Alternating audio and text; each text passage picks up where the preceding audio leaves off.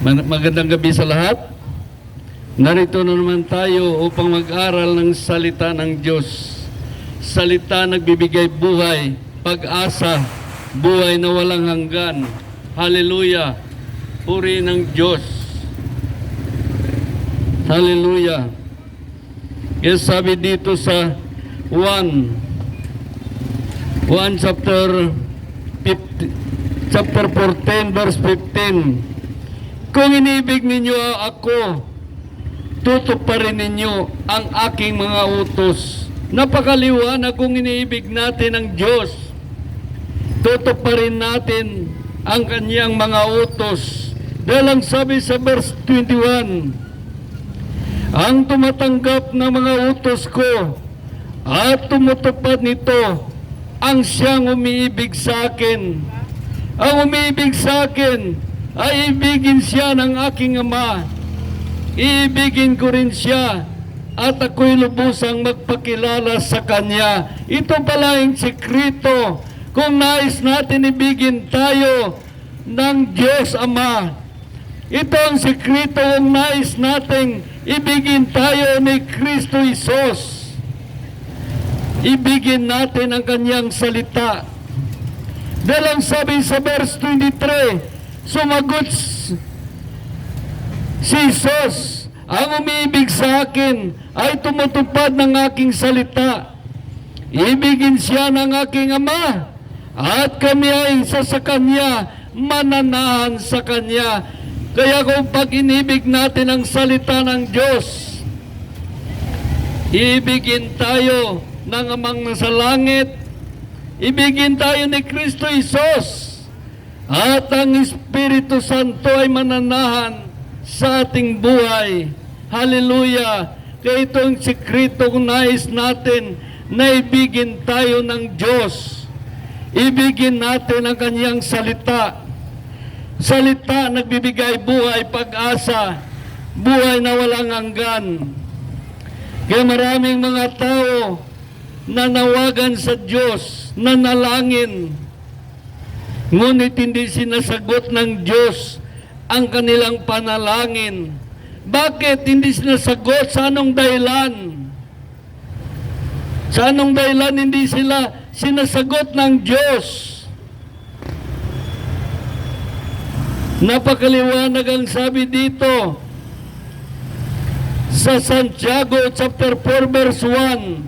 Ano ang pinagmulan ng inyong alitan at paglaban-laban? Hindi ba ang masamang nasa na namumugad sa kalooban ng bawat isa sa inyo? At pawang nagkakalaban-laban. Mayroon kayong pinakamimiti, ngunit hindi ninyo ito makamtan. Kaya papatay kayo kung kailangan. Mapasa inyo lamang ito dahil sa inyong pagimbot sa mga bagay na hindi inyo kayo'y nagkagalit at naglaban-laban. Hindi ninyo nakamtan ang inyong minimiti sapagkat humingi man kayo sa Diyos. Hindi man kayo humingi sa Diyos. At kung humingi kayo ay wala rin kayong matatanggap sapagkat masama ang inyong layunin. Humingi kayo upang gamitin sa kalayawan. Kaya maraming mga tao na nalangin sa Diyos, ngunit hindi sinasagot ng Diyos ang kanyang panalangin dahil gagamitin lang nila sa kanilang kalayawan. Gagamitin lang nila sa kanilang mga bisyo. Marami naman mga lingkod ng Diyos na nalangin, ngunit hindi rin sinasagot ng Diyos dahil ito'y gagamitin lamang niya pansariling karangalan. Alam ng Diyos ang ating laman, ang ating puso, ang ating mga plano sa buhay. Alam ng Diyos. Ibigay niya ito kung mabuti ang ating mga mga plano sa ating buhay. Ngunit kung hindi natin ito, kung hindi ito mabuti, hindi ninyo makamtan ang inyong mga panalangin sa Diyos. Bisan magtuwad-tuwad kita ka prayer, kaganon mo pa kapahapa, bisan magkibulon ang tuhod mo sa pangamuyo,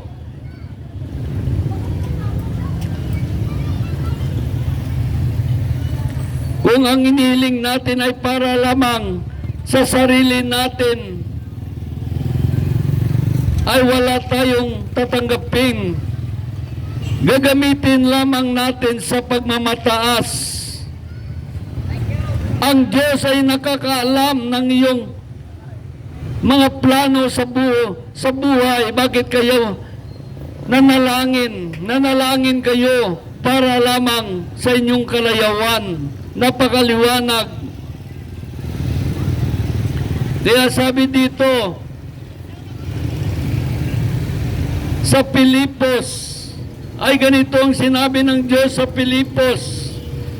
Pilipos chapter 2 verse 3, huwag kayong gagawa ng anumang bagay dahil lamang sa hangad ninyong matanyag, bagkus magpakababa kayo. At huwag ipalagay na kayo ay mabuti kaysa iba. Ipagmalasakit ninyo ang pakanan ng iba. Hindi lamang ang sa iyong sarili. Magpakababa kayo tulad ni Kristo Jesus. Itong nais ng Diyos, magpakababa tayo tulad ni Kristo Jesus. Kung manalangin tayo, panalangin natin ang ating mga kakilala, mga kaibigan, na sila'y magbago at magbalik loob sa Diyos. Ganyan ang mga panalangin ay katanggap-tanggap sa Diyos. Manalangin tayo, ilapit natin sa Diyos ang ating mga sakit at karamdaman. Ngunit kung manalangin tayo para lamang sa ating at gagamitin natin sa pagpasikat, ito'y walang kabuluhan. Walang kabuluhan. Magmataas lang tayo sa Diyos. Kaya ang sabi sa Mateo chapter 23 verse 12, ang nagmamataas ay binababa at ang nagpakababa ay tinataas. Yan ang sikreto. Magpakababa kayo. Yan ang sikreto upang itaas kayo ng Diyos. Magpakababa. Kailangan natin magpakababa sa harapan ng Diyos. Dahil si Satanas, ito'y nagmamataas sa Diyos. Kaya siya ay binagsak ng Diyos mula sa langit, binagsak sa lupa. Dahil nagmamataas siya sa Diyos. Kailangan natin magpakababa, dahil kung nagpakababa tayo, makita sa atin ang pag-ibig ni Kristo Jesus. Makita sa ating buhay ang pag-ibig ni Kristo Jesus.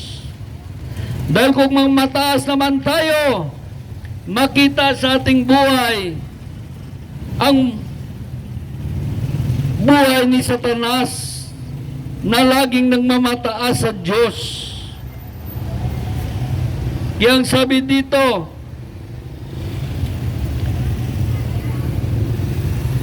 sa unang Korinto chapter 13 verse 1 to 2, magkapagsalita man ako ng mga wika ng mga tao at mga anghel, kung wala naman akong pag-ibig, para na rin akong batingaw na umalingaw-ngaw, upumpiang na tumatagingting. Kung ako man ay may kakayahan magpahayag ng salita ng Diyos at umuunawa sa lahat ng hiwaga, kung mayroon man ako ng lahat ng kaalaman at ng malaking panampalataya, ano pat nailipat ko ang bundok, Ngunit wala akong pag-ibig, wala akong kabuluhan. Kaya kapag ang tao ay walang pag-ibig, ay nagmamataas. Kaya maging walang pa rin siyang kabuluhan sa harapan ng Diyos. Kaya napakaliwanag. Kaya maraming mga tao ngayon nagmamataas sa Diyos.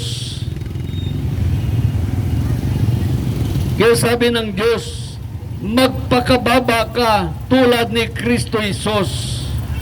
Maraming mga tao ngayon, dinadaya nila kanilang sarili. Kaya sabi dito sa Galatia chapter 6, verse 7, huwag ninyong linangin ang inyong sarili. Ang Diyos ay di ninyo madadaya ninuman. Kung ano ang inaasik ng tao, yun din ang kanyang anin. Kaya kung nag-aasik ka ng salita ng Diyos, mag-aani ka. Mag-aani ka sa Diyos.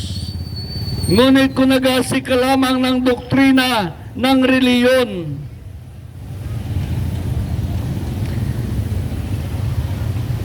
ito'y isang kapahamakan sa ating kaluluwa. Kapamakan darating sa ating buhay. Kaya maraming mga tao nagmamataas sa Diyos.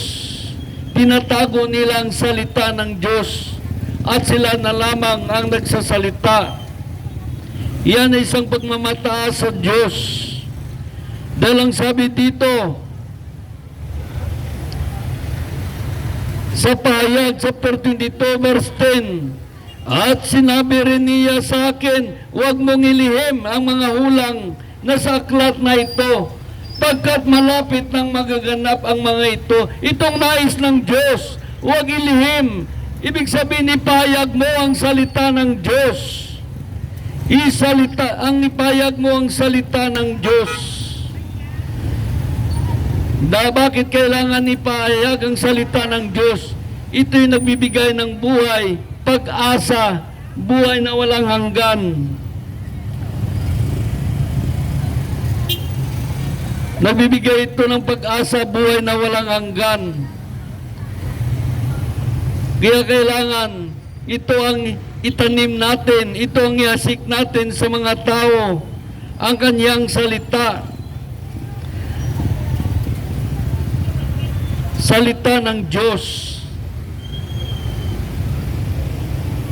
Kaya ang sabi naman dito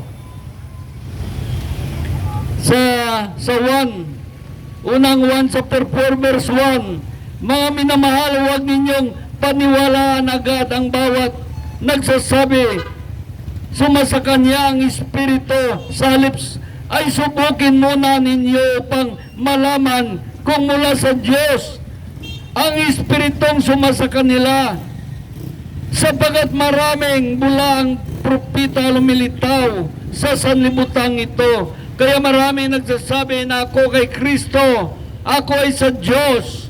Ngunit subukan muna daw upang malaman natin kung nasa Kanya nga ang Espiritu ng Diyos. Maraming nagpapahayag ngayon na wala sa Kanya ang Espiritu ng Diyos. Kaya ang sabi dito sa unang Tesalonica chapter 5 verse 19, huwag ninyong hadlangan ang Espiritu Santo. Huwag ninyong amakin ang anumang pahayag mula sa Diyos. Suriin ninyo ang lahat ng bagay at pulutin ang mabuti. Lumayo kayo sa lahat ng uri ng kasamaan. Napakaliwanag ang sabi dito. Huwag hadlangan ang Espiritu Santo. Mga pahayag ng Diyos, pahayag ng Espiritu Santo, huwag hadlangan. Huwag ninyong amakin ang anumang pahayag mula sa Diyos. Suriin ninyo ito. Suriin ninyo ang lahat ng bagay at pulutin ang mabuti. Lumayo kayo sa lahat ng kasamaan. Napakaliwanag. Kaya ang sabi naman dito sa Santiago chapter 2, verse 9-10, sumampalataya ka sa isang Diyos, hindi ba mabuti yan? Ang demonyo man ay sumampalataya din at nangangatal pa. Kaya hindi natin masabi na tayo ay nanampalataya sa Diyos. Hindi natin alam ang demonyo ay nanampalataya rin sa Diyos at nangangatal pa. Ngunit hindi niya sinusunod ang Diyos. Bagkus gumagawa siya ng kasalanan sa Diyos, sumusuway. Nakita natin kung ang ating panampalataya ay ganon, na tayo'y nanampalataya sa Diyos at sumusuway at gumagawa ng kasalanan. Ang ating panampalataya ay katulad lamang ng panampalataya ng isang demonyo. Dahil ang sabi dito sa Santiago chapter 2 verse 19, sumampalataya ka sa isang Diyos, hindi ba mabuti yan? Ang demonyo man ay sumasampalataya rin at nangangatal. Ang demonyo ay nanampalataya na may takot sa Diyos. Ngunit tayo ay nanampalataya na walang takot sa Diyos at pareho lang sumusuway at gumagawa ng kasalanan sa Diyos. Kaya ang ating panampalataya ay katulad lamang ng panampalataya ng isang demonyo. Napakaliwanag. Kaya maraming mga bagay tayo na hindi alam. Minsan akala natin kung sino-sino tayo. Kaya nilait natin ang mga tao, nihamak natin. Umamak tayo, lalo na sa mga lingkod ng Diyos. Dahil ang sabi dito sa Mateo chapter 18, ay ganito ang sinasabi, verse 10, ingatan ninyo na huwag hamakin ang isa sa malilit na ito. Sinasabi ko sa inyo,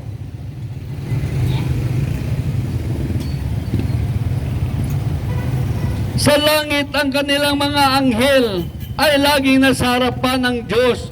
Kaya minsan may nahamak natin ang pulubi.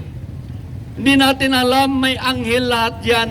Lahat ng tao may anghel ng Diyos na bumabantay sa Kanya. Kapag hinahamak natin ang isang tao, ang kanyang anghel ay laging nasa harapan ng Diyos, sumusumbong sa Diyos. Hindi natin alam, mayroon na tayong nagawang kasalanan sa Diyos.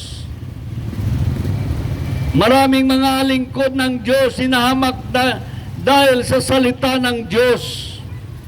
Maraming mga lingkod ng Diyos na hinahamak dahil sa salita ng Diyos. Kaya napakadelikado na hamakin natin ang isang mangangaral ng Diyos. Dahil ang sabi naman dito sa Tesalonica chapter 4 verse 8, kaya ang sino mang umahamak sa aral na ito ay umahamak hindi sa tao kundi sa Diyos na siyang nagkaloob sa atin ng Kanyang Espiritu Santo. Kaya kapag inamak natin ang mga mangangaral ng Diyos, mga lingkod ng Diyos, tiyak ang Diyos ang inahamak natin, hindi ang tao na siyang nagbigay sa Kanya, nagkaloob sa Kanya ng Espiritu Santo. Kaya ang sabi sa Lucas ay ganito, sinasabi sa Lucas chapter 18 verse 9, sinabi rin niya ang talinhagang ito, ang mga tao ay ang tingin sa sarili ay matuwid at umahamak naman sa iba. Kaya marami ngayon mga tao na ang tingin sa sarili ay mabuti. Ngunit tumahamak naman sa iba, hindi niya alam ang anghel ng taong iyon ay lagi nasa harapan ng Diyos. Kaya marami ngayon mga lingkod ng Diyos, kilala nila ang ginagamit ng masamang espiritu, ngunit hindi nila kilala ang ginagamit ng Diyos. Nakita natin, kaya makita natin, hindi basta-basta makapasok sa karyan ng langit, kundi yaon lamang sumusunod sa kalooban ng Amang nasa langit. Kaya sabi, hindi lahat tumatawag sa akin, Panginoon, Panginoon, ay papasok sa karyan ng langit, kundi yun lamang sumusunod sa kalooban ng Amang nasa langit. Ang sumusunod lamang. Kaya, minsan, kapag magkuro-kuro tayo at opinyon, dito na papasok si Satanas sa ating buhay. Papasok na siya. Makita natin ang mga tao, mapanlait na tao, na sa kanya ba ang Espiritu ng Diyos? Mapaghamak, mapagbintang, mapaghinala, mapaghusga. Nasa kanya ba ang Espiritu ng Diyos? Wala. Kundi papasok na sa kanya ang masamang espiritu. Kaya dito natin nakikita ang mga masamang espiritu sa mga lingkod ng Diyos. Kung sila ay mapaghusga, mapaglait, mapaghamak, mapagbintang, mapaghinala, papasok sa kanilang espiritu ng binahinbahin at kakampi-kampi, inggitan, alitan, at paghamak. Paghamak sa kapwa. Nakita natin, yan ay mga isang emosyonal na umiiral sa tao, bunga ng pagkawatak-watak ng samahan, pagguho ng samahan. Dahil sa kuro-kuro at opinyon, ito'y laman. Maraming mga lingkod ng Diyos, hindi encouragement ang tinuturo nila, kundi paghamak. Ang hinahamak nila ay kapwa nilang naglilingkod sa Diyos. Yun lagi ang kanilang, kaya masabi man natin, sila ba'y sa Diyos? Dahil ang sabi dito, sa unang Korinto chapter 3, verse 5, sapagkat sino si Apollos at sino si Pablo, kami mga lingkod lamang ng Diyos, na kinakasangkapan niya upang akayin kayo sa pananalig kay Kristo. Ginawa ng bawat isa ang gawaing tinanggap niya sa Panginoon. Kaya ito ating tinanggap sa Panginoon. Dito tayo sa labas na gawali. Dito tayo pinagkalooban ng Diyos na mangaral. Sabi dito, ginawa ng bawat isa ang gawaing tinanggap niya sa Panginoon. Kaya ito tinanggap natin sa Panginoon na gawain. Magturo, magsaway, at magbabala, at sasabihin mga hindi gusto ng Diyos. Dahil maliwanag ang sabi dito, sapagkat sino si Apollos at sino si Pablo, kami ay mga lingkod lamang ng Diyos na kinakasangkapan niya upang akayin kayo sa pananalig kay Kristo. Ginawa ng bawat isang gawaing tinanggap niya sa Panginoon. Ang sabi sa verse 6, ako ang nagtanim, si Apollos ang nagdilig, ngunit ang Diyos ang nagpapatubo at nagpapalago. Ang Diyos nagpapatubo at nagpapalago. Napakaliwanag. Dapat tayo ay marunong magpakonsulta sa Diyos. Ikonsulta natin sa Diyos ang lahat. Diyos ng ating tagapagturo. Kaya maraming mga tao, hindi nila pinakonsulta sa Diyos ang lahat ng bagay, kundi nagsasalita lamang sila ng sariling kuro-kuro opinyon. Kaya maraming mga tao nagkakasala sa Diyos. Kailangan natin ang Diyos, nating tagapagturo. Kapag binasa natin ang banal na aklat, tinuturuan tayo ng Diyos kung ano ang ating gagawin, kung ano ang ating sasabihin. Dahil ang sabi dito sa mga awit, chapter 119, verse 101, di ko gustong matutuhanan ang ugaling masama, ang hangad ko ay masunod ang iyong sinasalita. Sabi sa verse 102, hindi ako babaya sa utos mo at mga tuntunin. Ikaw ang guro ko, nagtuturo ng aralin. O kay tamis namin ang utos mong binigay. Matamis pa sa pulot yaong lasang tinataglay. Sa bigay mong mga utos na tamo kong karunungan. Kaya ako'y namumuhay sa ugaling mahalay. Salita mo isang tanglaw sa akin ay patnubay. Liwanag na tumatanglaw sa landas kung dinaraanan. Taimtim ang pangako ko. Ang utos mo ay susundin.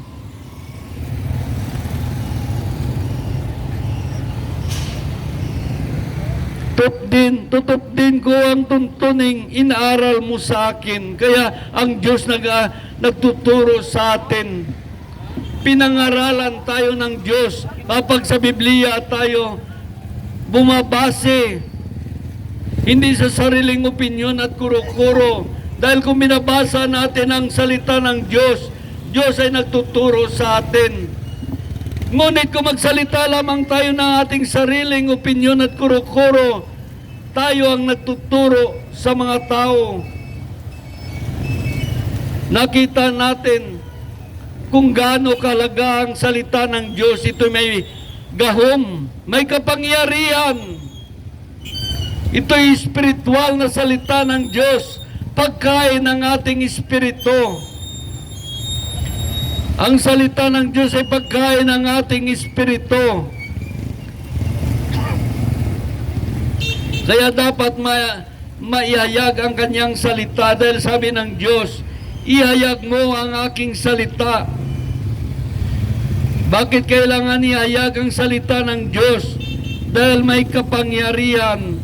Ito ang makapagbago sa atin, ang salita ng Diyos. Salita ng Diyos lamang ang mga makapagbabago sa tao. Hindi natin kayang baguhin ang tao, ngunit pag ang salita ng Diyos ay pumasok na sa isip ng tao, ang Diyos na gagawa nito kung paano tayo babaguhin. Dahil kung tayo lang din natin kaya baguhin ang ating sarili. Kaya sabi dito sa 2 Timothy chapter 3 verse 16, ang kasulatan kinasihan ng Diyos at magagamit sa pagtuturo ng katotohanan. Ito'y magagamit sa pagtuturo ng katotohanan, sa pagpabulaan ng mga maling aral, sa pagtuwid sa likong gawain, at sa pag-akay sa matuwid na pamumuhay. Gayon, ang lingkod ng Diyos ay magiging handa sa lahat ng mabuting gawain. Kaya kapag ang salita ng Diyos, magagamit ito sa pagtuturo ng katotohanan at sa pagtuwid sa likong gawain at sa pag-akay sa matuwid na pamumuhay. Yan ang salita ng Diyos na nakapagbabago sa mga tao. Kaya makita natin, kaya sabi dito sa Mateo Sabi sa Mateo chapter 18, ay ganito, verse 10. Ang Diyos mismo nagbabala sa atin. Binagbabalahan tayo ng Diyos. Sabi dito, ingatan ninyo na huwag hamakin ang isa sa mga maliit na ito. Sinasabi ko sa inyo, sa langit ang kanyang anghel ay laging sa harapan ng Diyos. Kaya hindi natin pwede hamakin ng isang tao dahil mayroon siyang anghel na laging sa harapan ng Diyos. Isusumbong kanya ng kanyang anghel.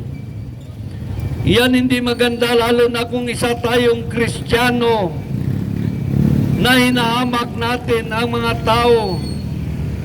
Dapat ang mga tao ay turuan, ipaliwanag sa kanila ang mga maling gawain na hindi gusto ng Diyos na ikapahamak nila, ituro sa kanila ang babala ng Diyos, mga hindi niya gusto. Ang mga saway ng Diyos dapat maituro sa mga tao. Kaya minsan, ang mga ginagamit ng Diyos ay hinahamak pa. Hinahamak ng mga tao. Dahil ang sabi dito, talagang mangyayari ito sa mga lingkod ng Diyos na sila'y hamakin dahil sinabi na ni Kristo dito sa 1 chapter 15 verse 18, kung napuput sa inyo ang sanlibutan, dapat ninyong malaman na puput na ito sa akin bago sa inyo. Ang sabi naman sa verse 20, alalahanin ninyo ang sinasabi ko sa inyo, walang alipin na higit kaysa kanyang Panginoon. Kung ako inuusig nila, uusigin din nila kayo.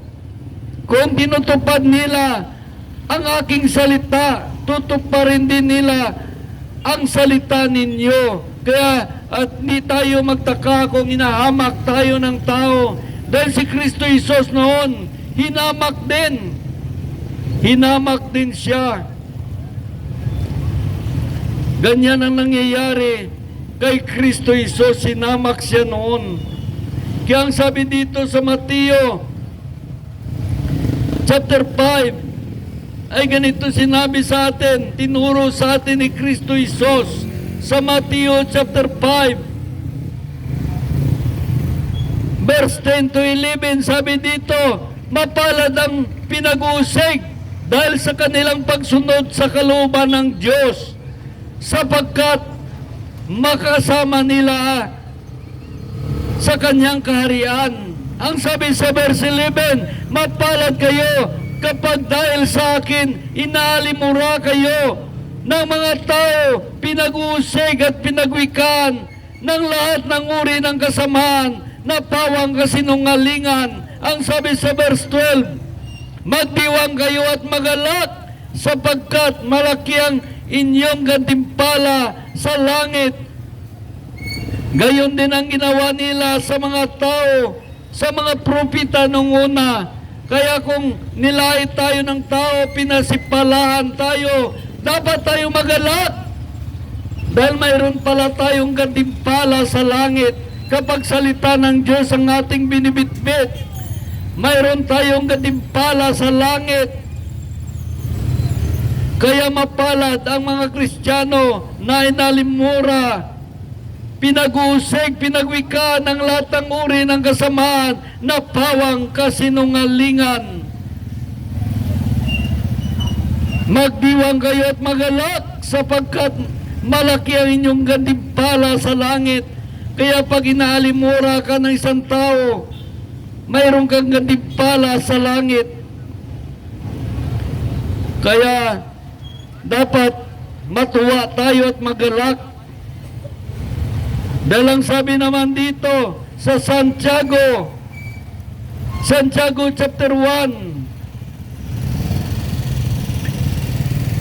verse 12, ay ganito ang sinasabi sa Santiago chapter 1 verse 12, mapalad ang taong nanatiling tapat sa kabila ng mga pagsubok, sapagkat matapos siyang subukin, tatanggap siya ng putong.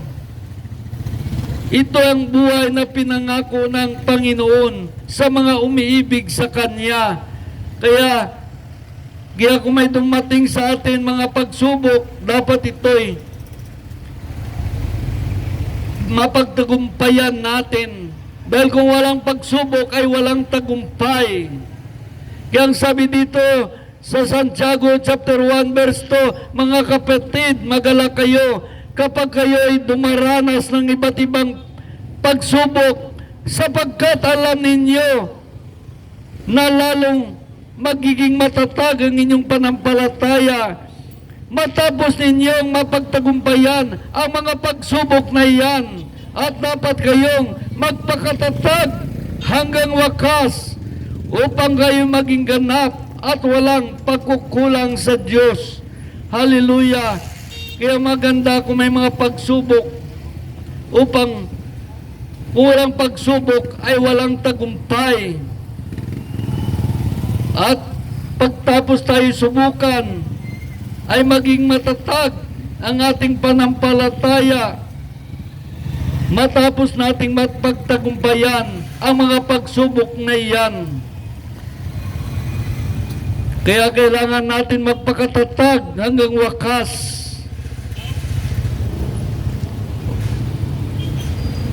Kailangan ng tao magpakatatag hanggang wakas. Kaya kailangan natin, bakit nagtatanong ang iba, bakit nagbabasa tayo ng Biblia?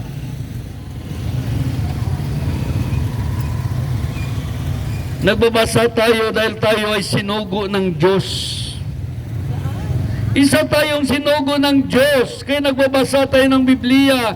Ang sabi dito sa 1 chapter 3, verse 34, sapagat ang sinugo ng Diyos ay nagpapahayag ng mga salita ng Diyos at walang sukat ang kanyang pagkaloob ng Espiritu Santo. Ang sinugo ng Diyos ay nagpapahayag ng salita ng Diyos. Kaya nakita natin, habang nagpapahayag tayo ng salita ng Diyos, habang ginagamit natin ang salita ng Diyos, ay in-express natin ang authority bilang sinugo ng Diyos. Ito ang ating authority na tayo'y sinugo ng Diyos. Ito isang autoridad na ikita na tayo'y sinugo ng Diyos. Kaya kung ang sinugo ng Diyos ay nagpapahayag ng salita ng Diyos. Kaya ang sabi naman dito sa 2 Korinto, sabi dito sa 2 Korinto chapter 5 verse 20, sabi dito, kaya ako'y sinugo ni Kristo para ang Diyos na rin ang namanhik sa inyo. Para ang Diyos na rin ang namanhik sa inyo. Kaya kapag pahayag natin ang salita ng Diyos, ang Diyos ay pinahintulutan natin ihayag ang kanyang salita. Kaya parang Diyos na rin ang namanhik sa inyo kapag ang salita ng Diyos ang ating inahayag. Napakaliwanag, nakita natin ang authority ng Diyos sa ating buhay kung paano tayo sinugo ng Diyos. Sinugo tayo ipahayag ang kanyang salita upang magkaroon ng mga tao ng pag-asa, buhay na walang hanggan. Kaya sabi naman sa 1 chapter 5 verse 20, sabi sa 1 chapter 21, chapter 20 verse 21, sinasabi naman ni Jesus, suma sa inyo ang kapayapaan kung paano ako sinugo ng Ama, gayon din naman sinugo ko kayo. Kaya napakaliwanag, makita natin, yan ang sinugo ng Diyos. At ang kanyang salita, ang ating pinapahayag, yan ay may kapangyarihan. May kapangyarihan ng salita ng Diyos. Kaya ang sabi dito, Sa Hebreo chapter,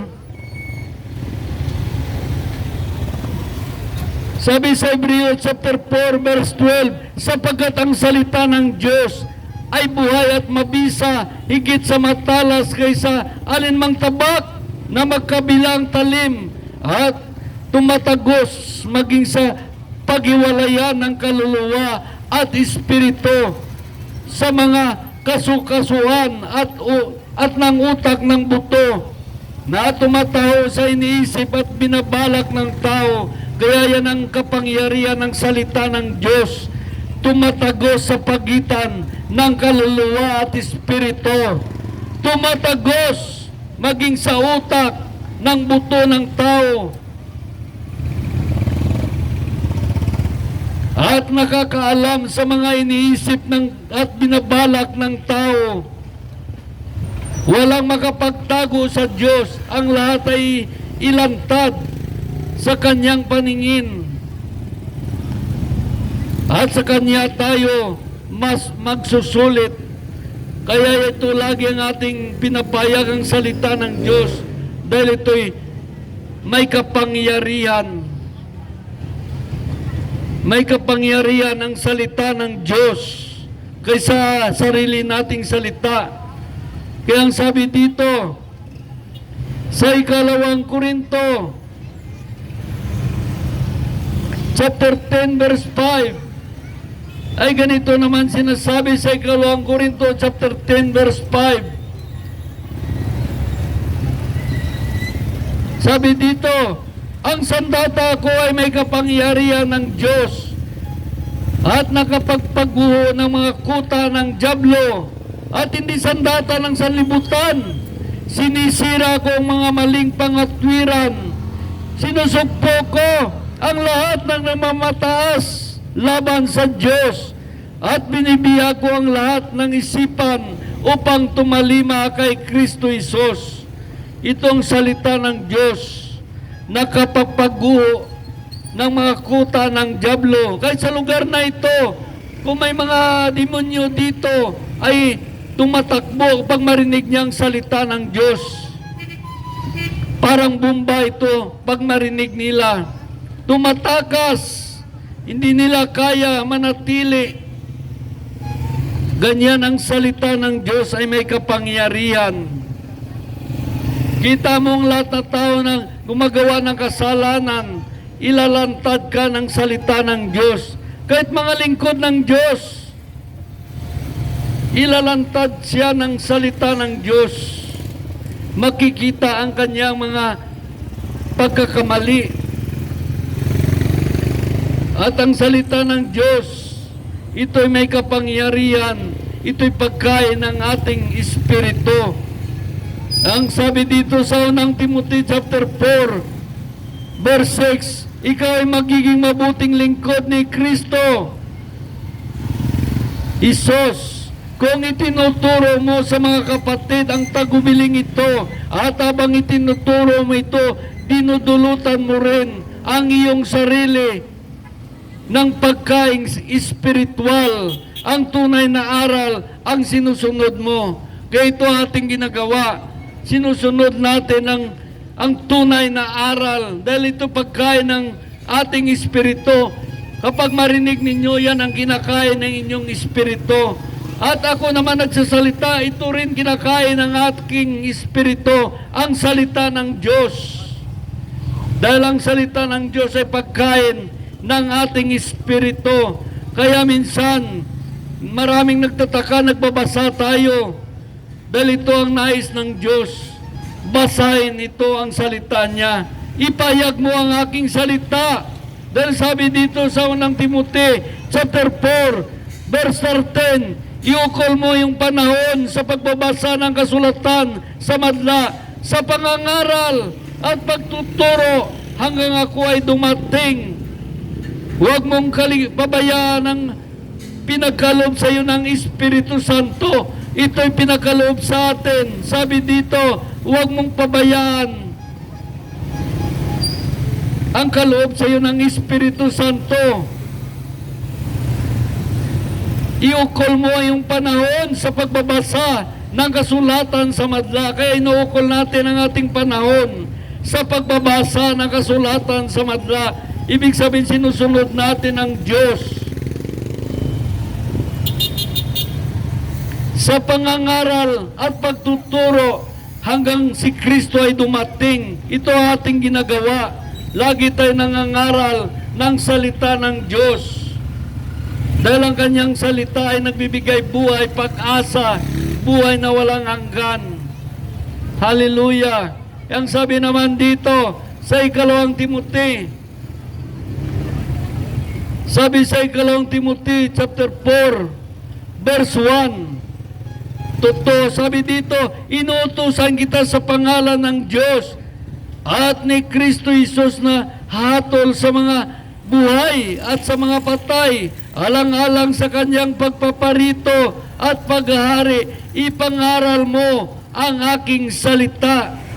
Napapanahon man o hindi, ikayatin mo, pagsabihan,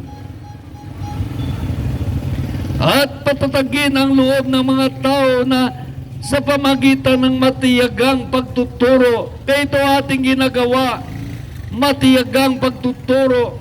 Laging yun sinusunod natin sa Diyos, basahin ang kanyang salita sa madla, sa pangangaral at pagtuturo. Dahil ang sabi dito sa Ezekiel, sabi niya ng Diyos kay Propeta Ezekiel, chapter 33, ganito sinasabi niya. Sabi niya, ikaw tao ay ginawa kong bantay ng Israel. Ano ang narinig mo sa akin ay sasabihin mo sa kanila bilang babala. Kaya tayo ay isang lingkod ng Diyos sa San Jose Antique. Sabi dito, ginawa kong bantay ng San Jose Antique, kung sa Israel. Kaya tayo naman sa Antique, tayo ay ginawang bantay ng Diyos.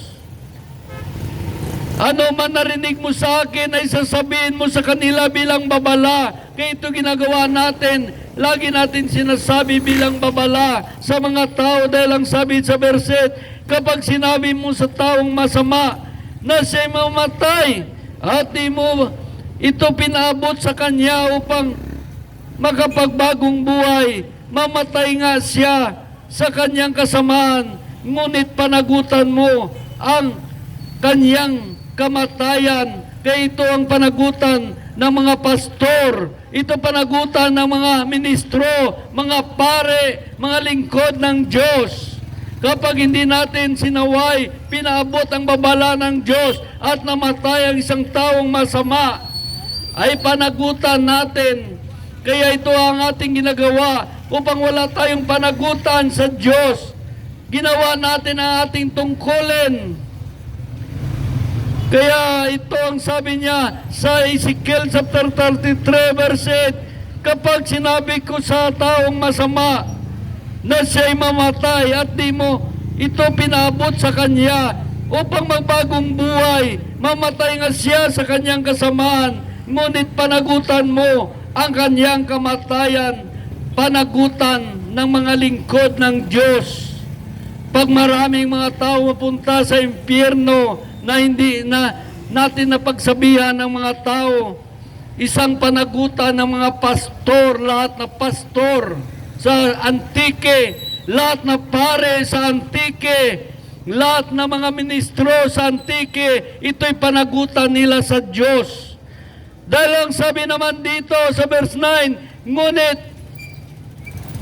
kapag binalaan mo ang masama, gayon hindi rin niya nagbagong buhay, mamatay siya sa kanyang kasalanan, ngunit wala kang dapat na panagutan. Kaya ganun na lang tayo, lagi tayo nagsasaway, nagbabala. Dahil kung hindi natin masunod ang Diyos at namatay ang mga tao, tulad dito sa lugar na ito, kundi tayo binigay natin ang babala ng Diyos, ang kanyang mga saway, mga hindi gusto ng Diyos. At nangangaral kami dito ay ito'y malaking panagutan namin sa mga tao. Panagutan namin sa Diyos. Dahil namatay ang tao, hindi siya nagsisi. Ngunit kung sinabi natin sa mga tao at hindi man siya magsisi, mamatay siya, wala tayong dapat na panagutan. Hindi ba nakatakot yan kayo mga makareliyon sa lahat na iba't ibang reliyon, sa iba't ibang simbahan, kung hindi natin masaway ang mga tao? Ito'y malaking panagutan sa Diyos. Tayo managot. Maraming mga membro mo na pa-impyerno lahat. Isa yang malaking panagutan. Yan ang maging ground mo na mapapahamak pati ikaw na nagtuturo. Kaya kailangan mabigyan ng babala ang mga tao. Mabigyan ng saway ng Diyos. Itong saway ng Diyos. Itong babala ng Diyos. Ito hindi gusto ng Diyos. Marami naman ayaw sabihin dahil natakot sila. Baka magalit ang tao. Kaya kung naunawaan mo naman, hayaan mo tao magalit. Huwag lang ang Diyos ang magalit sa iyo. Sa Diyos ka dapat matakot, hindi sa tao. Dahil ang tao mapatay ka niya, ngunit hindi makapatay ng iyong kaluluwa. Ngunit ang Diyos, kaya niyang patayin ang katawan mo, pati ang kaluluwa mo, maitapon sa impyerno. Kaya ang Diyos ang dapat katakutan, hindi ang tao. Kaya itong dahilan bakit pinangangaral namin ang salita ng Diyos. Dahil nais namin sundin ang Diyos at ipahayag. Dahil ito aming tungkulin, dapat gampanan namin ang aming tungkulin. Dahil kung ang mga tao nakarinig ng salita ng Diyos, ito'y pagkain ng kanilang espiritu. Ang kanilang espiritu ay biglang lalakas at magkaroon ng signal sa Diyos at maunawaan niya ang salita ng Diyos. Kaya sabi dito sa 1 chapter 8 verse 32, malaman mo ang katotohanan at ang katotohanan ang magpalaya sa iyo. Ang salita ng Diyos ang magpalaya sa atin. Hindi ang doktrina ng reliyon. Hindi tayo malaya sa kuro-kuro at opinyon. Kaya mahirap silang matuto sa salita ng Diyos. Dapat itong salita ng Diyos ang ating laging susundin. Dahil ito'y may kapangyarihan magbago sa tao. Hindi natin kayang baguhin ang tao, ngunit ang Diyos ay kaya niyang baguhin ang tao. Pag pumasok sa isip ng tao, sa tainga ng tao ang salita ng Diyos, ibig sabihin, dumating na ang pagliligtas ng Diyos sa iyong buhay. Dumating na ang pagliligtas ng Diyos sa iyong buhay. Kaya ka baguhin ng Diyos. Magulat ka sa bandang uli na hindi ka na tulad nung una. Parang ayaw mo nang gumawa ng kasalanan at nais mo sundin ang Diyos. Dahil ang kanyang salita ay may kapangyarihan. Sabi dito sa Hebreo chapter 4 verse 12, sapagkat ang salita ng Diyos ay buhay at mabisa, higit na matalas kaysa alinmang tabak, na magkabilang talim. Kaya pag tinamaan tayo ng salita ng Diyos, minsan nasasaktan tayo dahil tinatanggal niya ang ating mga kasalanan. Kaya masakit tanggalin ang kasalanan. Sapagkat ang salita ng Diyos ay buhay at mabisa, higit na matalas kaysa alinmang tabak, na magkabilang talim. Ito'y tumatagos sa pinaghiwalayan ng kaluluwa at espiritu. Kaya yan, ang salita ng Diyos ay tumatagos maging sa pinaghiwalayan ng kaluluwa at espiritu. Kaya ito lagi ang ating ginagamit, ang salita ng Diyos. Dahil ang kanyang salita ay may kapangyarihan ng Diyos. At ito'y tumatagos sa kasukasuan ng utak ng buto at nakataho sa mga iniisip at binabalak ng tao ang kanyang salita. Kaya ang kanyang salita ay napakahalaga. Napakahalaga sa atin ang kanyang salita. Kaya sabi dito sa Hebreo, chapter 3, verse 10, kaya kinapuputan kong laing iyon at sinasabi ko lagi silang nagpapakaligaw, hindi na nila natutunan ang aking mga daan. Kaya sa galit ko ay aking isusumpang, hindi sila makapasok, makapahinga sa piling ko. Kaya pag tinakwil natin ang salita ng Diyos, hindi natin sinunod ang salita ng Diyos. Pag hindi natin sinunod ang salita ng Diyos, sabi dito, kaya kinapumputan kong laing iyon at sinasabi ko lagi sila nagpapakaligaw, hindi na nila natutunan ang aking mga daan. Kaya sa galit ko, aking isusumpang, hindi sila makapasok, makapahinga sa piling ko. Kaya nakita natin, kaya ang sabi sa unang Tesalonika, ay ganito sabi sa unang Tesalonika, chapter 5, verse 9. Sabi dito, tinawag tayo ng Diyos, hindi upang parusahan, kundi upang iligtas sa pamagitan ng ating Panginoong Kristo Isos. Sa pamagitan ng ating Panginoong Kristo. Napakaliwanag ang sabi dito. Tinawag tayo ng Diyos, hindi upang parusahan, kundi upang iligtas sa pamagitan ng ating Panginoong Kristo. Kaya nakita dapat matuto tayo sa mga aral ni Kristo, hindi sa doktrina ng reliyon.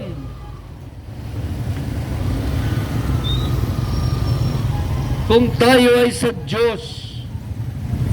Kaya ang sabi dito sa Titus ni Tito, ay ganito sinabi niya, Tito chapter 3, verse 3, nung una kayo'y malinis, nung una kayo'y nalilihis ng landas, dahil sa ating kamangmangan at katigasan ng ulo, nagiging alipin tayo ng sari-saring damdamin, at lahat ng uri ng kalayawan naghari sa atin ng masamang isipan at pagkainggit. Tayo'y kinapuputan ng iba at sila kinaputan din natin. Ngunit nang mahayag na ang kagandahan at pag-ibig ng Diyos na ating tagapagligtas, tayo iniligtas niya. Natamo natin ito hindi dahil sa ating mabubuting gawa, kundi sa kanyang habag sa atin. Naligtas tayo sa ating pinanganak na muli sa Espiritu Santo, na siyang lumis at nabigay ng bagong buhay sa atin sa pamagitan ng ating tagapagligtas. Sa pamagitan ng ating tagapagligtas na si Kristo, ibinuhos sa atin ng Diyos ang Espiritu Santo upang tayo pakabanalin ng kanyang pag-ibig at makamtan natin ang buhay na inaasahan. Makamtan natin ang buhay na ating inaasahan. Pananaligan ng mga aral na ito, kaya ibig kong buong tiyaga mong ituro ito sa mga nananalig sa Diyos upang ilan nila ang kanilang sarili sa paggawa ng mabuti. Ang mga ito ay napakabuti at mapakinabangan ng mga tao. Kaya ang aral ng Kristo Isos ay mabuti at mapakinabangan ng mga tao. Hallelujah! Kaya nakita natin kung gaano kalaga ang salita ng Diyos sa ating buhay. Napakalaga ang salita ng Diyos. Dahil ito lang magbibigay sa atin ng buhay na walang hanggan. Ang kanyang salita lamang. hindi ang doktrina ng reliyon. Dahil kung ang doktrina ng reliyon, ito'y para sa kanilang reliyon lamang. Tingnan mo, iba't ibang reliyon, iba-iba rin ang kanilang doktrina. Tulad ng Iglesia ni Cristo, iba rin kanilang doktrina. Roman Catholic, iba rin ang kanilang doktrina. Saksi ni Jehovah, iba rin. Adventist, Baptist, iba rin kanilang doktrina. Iba nga na born again, may mga doktrina din. Ngunit ang tunay na doktrina, ito'y doktrina ni Kristo Jesus na nakasulat sa banal na aklat. Ito'y salita ng Diyos na nagbigay buhay, pag-asa, buhay na walang hanggan. Yan ba mga doktrina ng mga reliyon? Makapagligtas yan sa atin? Hindi. Tinuturuan lang tayo. Tinuturuan lang tayo kung paano sumunod sa kanilang reliyon. At kung ano ang nais niya sa atin, sundin natin. Kung kailangan natin tumulong sa simbahan, tumulong tayo. Kung kailangan natin magbigay, mag-tithes, gawin natin. Dahil kailangan ng mga lingkod ng Diyos, may makain naman sila. Ngunit ang iba naman na reliyon, hindi na nagtuturo ng kaligtasan, kundi ang tinuturo nila, sundin lang kanilang reliyon ay maligtas na ang mga tao. Ang kaligtasan kay Kristo lamang at sa kanyang salita, hindi sa reliyon. Walang tao maligtas sa reliyon. Ang reliyon ay hindi makapagligtas sa tao. Ito yung reliyon ay tinuturuan ng tao. Tinuturuan ng mga tao upang makilala si Kristo Jesus. Tinuturuan nila upang makilala ang Diyos. Tinuturuan ng mga tao upang masunod ang Diyos. Kayo, matagal na kayo nagasimba sa simbahan nyo. Naturuan na kayo sumunod sa Diyos. Naturuan kayo ng mga saway ng Diyos. Mga babala ng Diyos. Mga hindi gusto ng Diyos. Naturuan na ba kayo? Dapat kung naturuan tayo, hindi na tayo gagawa ng kasalanan. Dahil yan ang turo ni Kristo. Dahil ang kasalanan, yan ang magpahamak sa atin ng ating kaluluwa sa impyerno. Sa totoo lang, kung lahat na reliyon itong tinuturo niya, simbahin ng Diyos sa Espiritu at katotohanan, katapos magbasa kita ka Biblia, kahit di diyang tudlo kang Diyos kung paano kita makadto sa langit, at di diyan ang tudlo na kung paano kita mapaimpyerno, para malikawan natin ang kapamakan sa impyerno, para sigurado pagagto sa langit, masunod ang Diyos. DJ ang guide sa Biblia. Kung mo yung ginatudlo, kung tapos ang balon sa mga tao, hindi ka maghimo kang sala. Dahil kung gahimo ikaw kasala, ang bal sa unang 1, chapter 8, ang nagpapatuloy sa pagkakasala ay kampo ng dyablo. Kaya ang dyablo tinuturuan tayo gumawa ng kasalanan upang maging kampon tayo, upang mapahamak tayo. Sa totoo lang, ito lang laging isiksik ng reliyon sa isip ng tao na huwag gumawa ng kasalanan dahil hindi ang gusto ng Diyos. Mapapahamak tayo. Maraming mga tao hindi nagagawa ng kasalanan sa Diyos. Akala nyo kayo lang makasalanan? Ako noon makasalanan din tulad ninyo. Ngunit sa pagbasa ko, nalaman ko ang katotohanan nagpalaya sa akin. Mas masarap mapunta sa langit, mga tao doon nagalakhak. Ngunit kung mapunta ka sa impyerno, iiyak ka doon. Mawala yung tigasin natin kapag sa impyerno tayo. Iyak tayo doon na parang bata na gutom, na nais magsuso. Kaya nagbago ako. Mas masarap na tawagin na tayo ay lingkod ng Diyos, na tayo ay anak ng Diyos, kaysa tatawagin na tayo ay kampo ng dyablo. Ako noon, hindi ko pa nakilala si Kristo. Hindi pa ko nagbabasa. Mahilig ako yung maglagay sa mga damit ko, mga bagul, mga daw astig-astig. Tanan nga yawan noon nga word daw nasa iyo na. Dahil hindi natin alam ang katotohanan na mapapahamak pala tayo. Kaya binago ko ang lahat. Ayaw ko mapunta sa impyerno. Kaya kung paano ko ito narating ang kaligtasan, kaya nandito rin ako, pinamahagi sa inyo, sinishare sa inyo, kung paano din kayo maligtas. Dahil dito ako naligtas, may nagsishare sa akin, may nagsasabi sa akin, na ito kung nais mo mapalangit, kung hindi mo ito sundin, sigurado impyerno ka.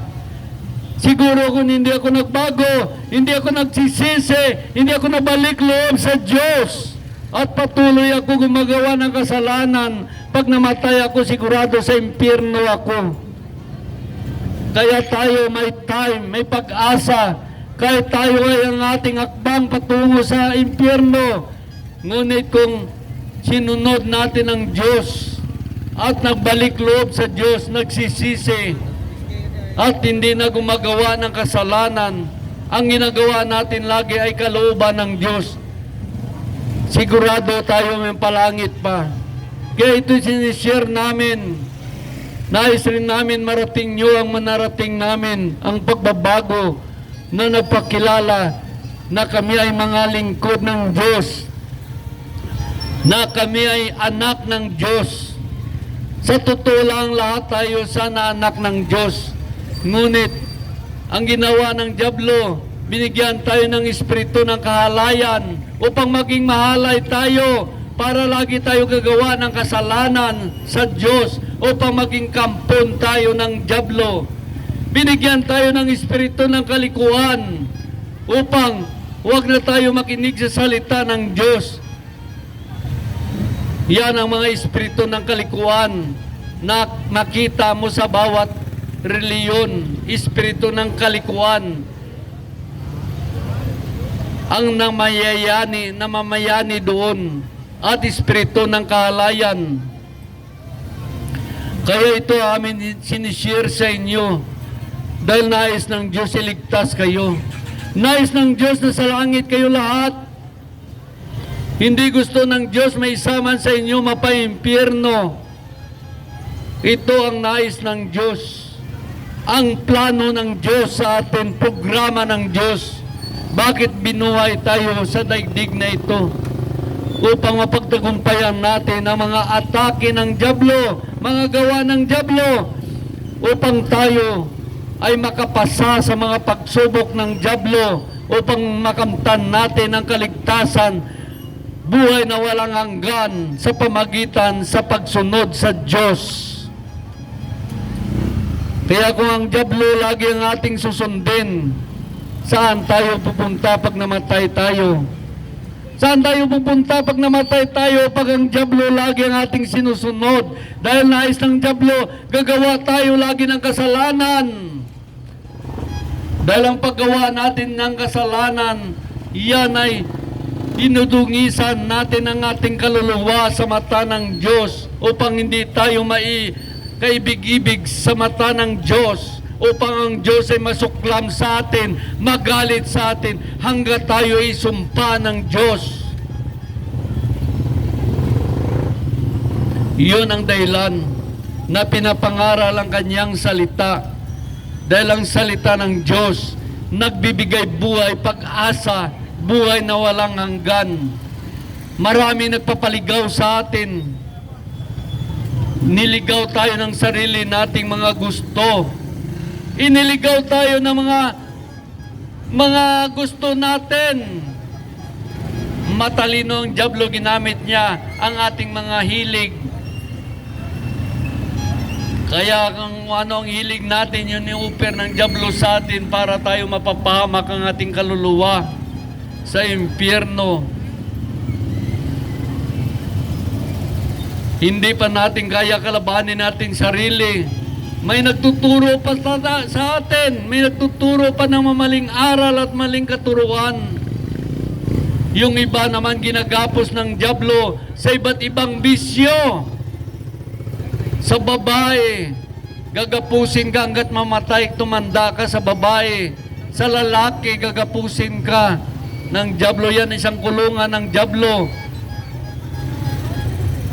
sa pagda-drugs, sa paglalasing, gagapusin ka hanggat mamatay ka, pagsugal, hanggat mamatay ka. Kita mo maraming mahilig sa sugal, kahit matanda na nagsusugal pa, hanggat namatay na siya. Yan ay kulungan ng dyablo.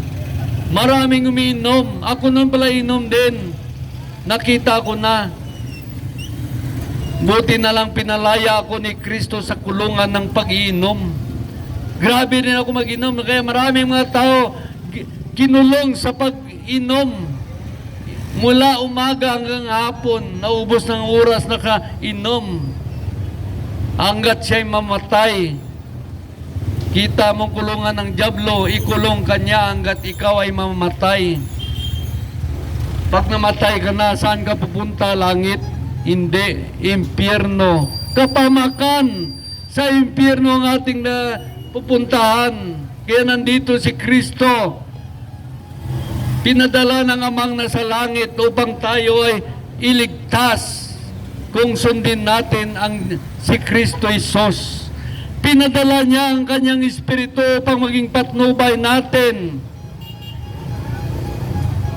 Patnubay sa pagsunod sa kalooban ng Diyos upang maunawaan natin ang kanyang mga salita sa Biblia.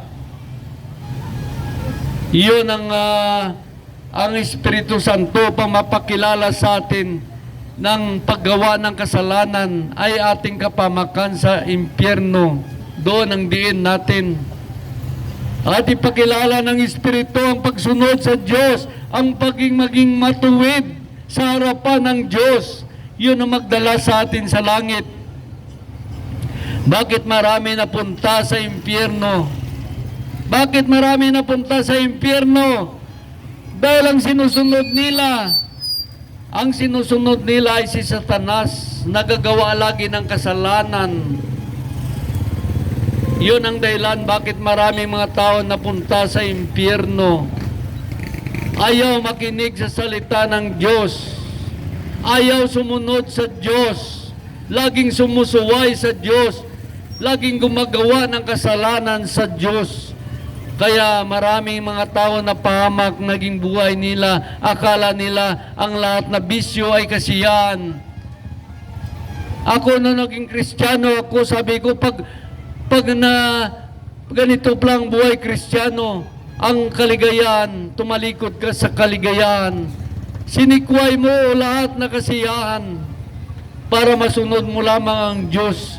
Kaya maraming mga tao hindi nila masunod ang Diyos dahil hindi nila ito may itakwil ang paggawa ng mga bisyo. Kasiyahan, ito'y mga kulungan ng dyablo sa atin. Yan ay inuuper sa atin ng dyablo.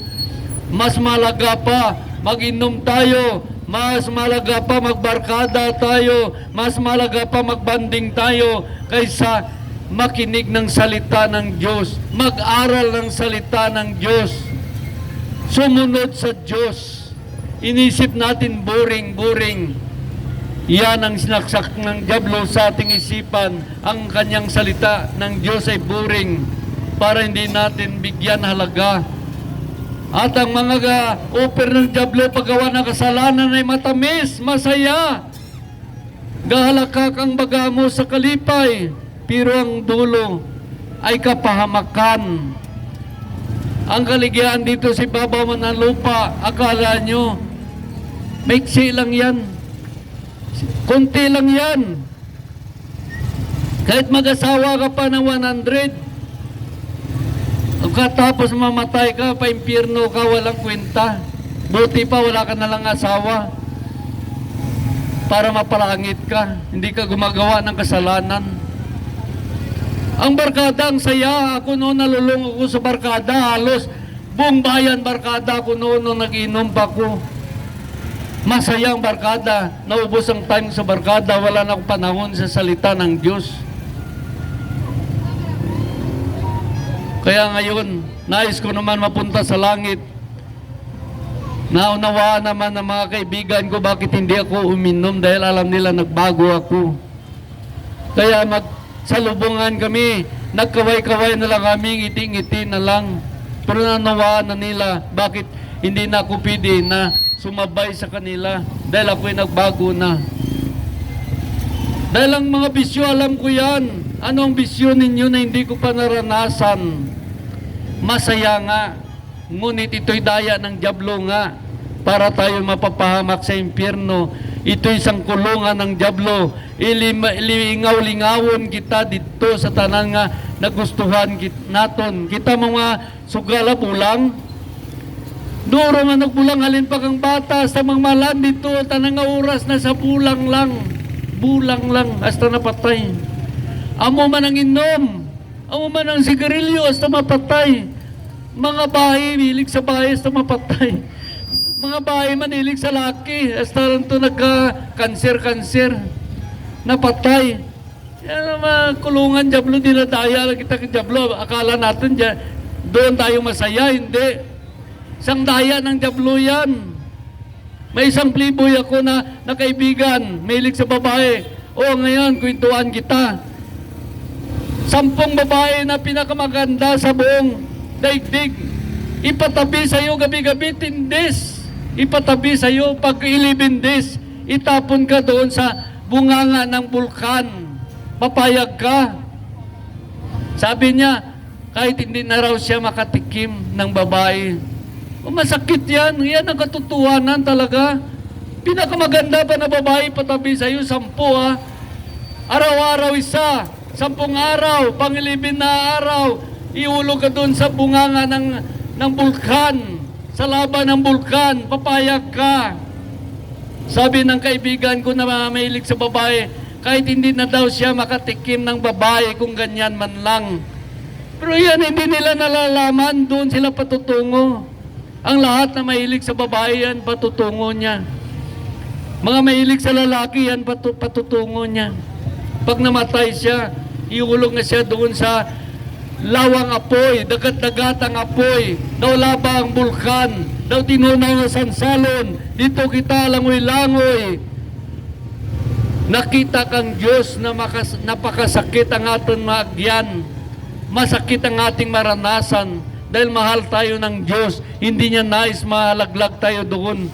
Kaya maraming ginagamit ng Diyos magminsahe sa simbahan, sa kalye, dahil wala tayong panahon magsimba. Kaya hindi tayo magtaka bakit may manangangaral. Dahil mahal tayo ng Diyos, nais ng Diyos iligtas tayo, nais ng Diyos dalhin tayo lahat sa langit. Kaya sana may napulot kayong aral. May napulot sana kayong aral sa gabing ito. Isang tuldok na kaligayahan, ipalit mo ang langit. Isang tuldok na kasiyahan, ipalit mo ang langit, ang buhay na walang hanggan. Forever, kabuhay na walang hanggan. Ipalit mo sa isang tuldok na kaligayahan pagtapos ikaw ay parusahan na walang hanggan doon na kaparusahan sa impyerno. Ang impyerno, alalahanin natin, hindi yan parang apoy lang, kundi yan ay parang tinunaw na sansalon, parang laban ng bulkan. Ang iyong katawan ay binigyan ng Diyos na walang kamatayan, palangoy-langoy ka doon, magdusa ka forever. Yan ang kaparusahan. Kaya ako kahit hindi na ako makatikim ng mga babae kaysa mapahamak ang aking kaluluwa sa impyerno. Kaya kahit inom, hindi na rin ako umiinom. Bakit hindi ako umiinom? Sabi niya, wine lang. Hindi, may naranasan ako pag nakainom ako. Lumiliwanag ang mata ko, mga hindi ko gusto ko na. Kaya ang mga gusto ko, nagdadala sa akin ng kasalanan. Kaya yun, para hindi ako magkasala, hindi na ako na rin umiinom kahit anong sarap matulog. Masaya ang pakiramdam. Kahit ganun pa ramdaman mo, umiiwas na ako kasi madali ako matukso pag nakainom ako noon. Kaya noon, nagiinom pa ako, marami akong na-chicks. Dahil nakainom ako, makuha ko ng babae sa tingin lang. Makuha ko ng babae sa ngiti. Kaya alam ko yan ang kahinaan ko, hindi na ako nag-inom. Kasi ang inom yan ay magdala sa iyo sa lahat ng kapamakan, mga hindi mo gusto. Gusto mo na pag nakainom ka. Kita mga tao hindi nag-inom, relax ang isip niya, kalmado. Pero kung ang tao nakainom, mainitin ang ulo, konting bagay lang, babanatan na niya ang isa dahil nakainom siya. Ganyan ang epekto ng alak. Naging marahas tayo. Kawawa sa atin ang lalaki, kawawa naman sa atin ang babae kapag tayo nakainom. Di ba walang maganda idulot sa ating buhay, kundi kaguluhan ng buhay, kapamakan, pag tayo ay namatay. Sa sobrang bisyo tayo magkasakit. Tingnan mo mga matanda na ngayon maraming sakit yan. Nung bata yan, mga bisyo yan, daming bisyo yan. Akala nyo kayo mga bata, astig-astig kayo sa matanda. Mga matanda nakaupo sa tapian. Higit pa yan sa inyo nung bata pa yan sila. Nagtatahimik na lang yan. Pero sa totoo, grabe ang kanilang mga bisyo yan. Higit pa yan sa inyo noon. Kaya hindi mo yan masabi yung mga nakaupo yan na parang mumuy lang sa binit. Ay naku, nung bata pa yan, alive yan sila. Alam ko yan.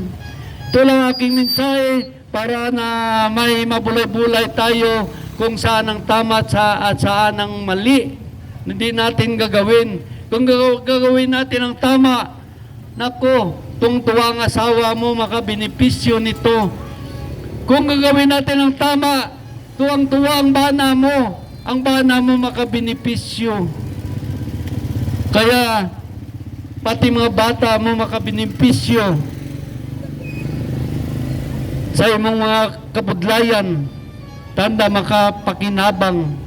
Hindi puro ikaw na lang, sinusulo mong lahat na kasiyahan, ang mga anak mo, napabayaan mo sa labas kung ano-ano na kanilang narating, napahamak na, dahil nawili ka sa bisyo, sa sugal, inom, babae.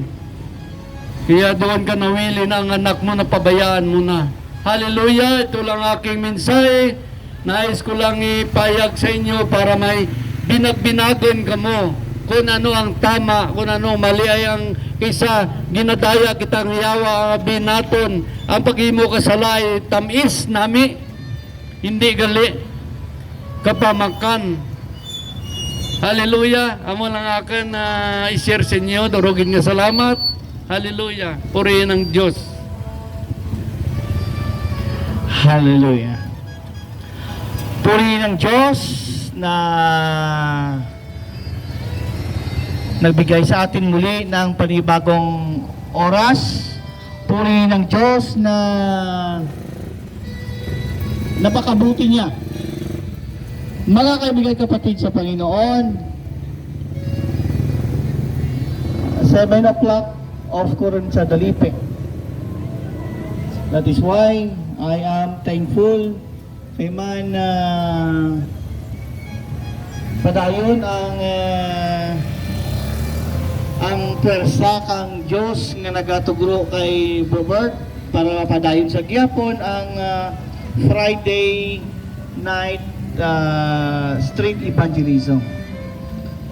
Mga kaibigan at kapatid sa Panginoon, muli magandang gabi.